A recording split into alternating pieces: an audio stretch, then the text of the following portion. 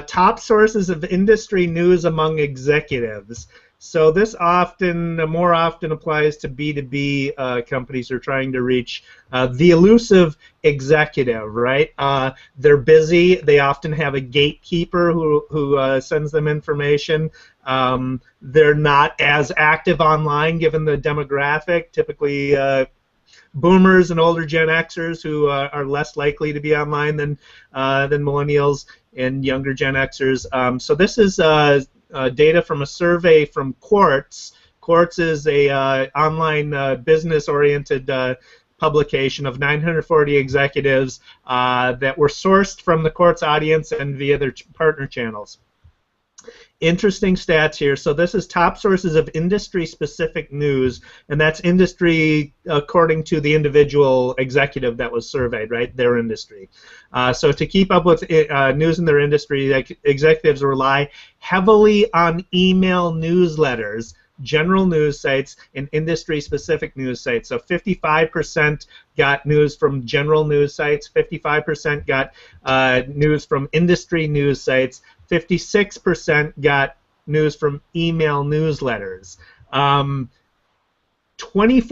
I found this interesting, 24% got content produced by companies in their industry, while 31% got content produced by individuals in their industry. That tells me they're following thought leaders, they're following experts, they're following bloggers that are related to their industry. So there's an interesting insight that I haven't seen before. And then how are they consuming their news? You'd think traditionally, given the demographic, they're probably getting in newspapers or a TV, Not so. 2% get their news from TV. 3% get their news from print. 4% get their news from radio. 30% get their news on their computer.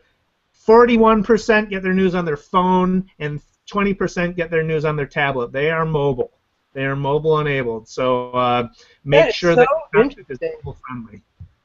You know, I'm surprised about the newsletters because I am a compulsive newsletter subscriber. I get a tremendous amount of news from newsletters, and I put a newsletter out on a regular basis. What I notice about the newsletter is that the same people are always the first to open it. The same people are always the first to click through the links, and you know, clearly they are reading it. And I read. There are many that I do read, but mostly I use my newsreader and I scan because it's just too much content out there.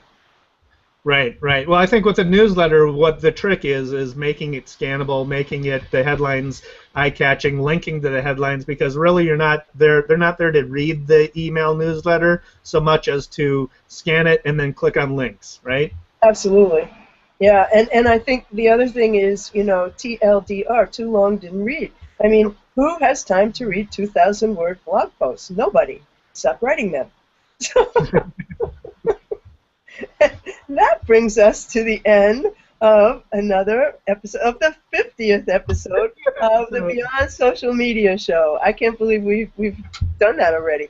And we were doing it on Blog Talk Radio before that. Anyhow, you will find the video time-stamped on our Beyond Social Media Show blog and on our Google Plus Beyond Social Media Show page. You also will find it on our YouTube channel, the Beyond Social Media Show YouTube channel. You can find David Erickson at DErickson on Twitter.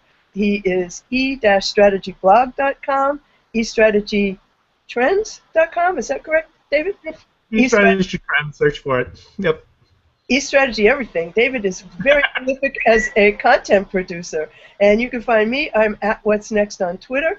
I am at whatsnextblog.com. I write for Ad Age Digital Next, and I have started a new company, Maximum Plus, which is about all things Google events and training.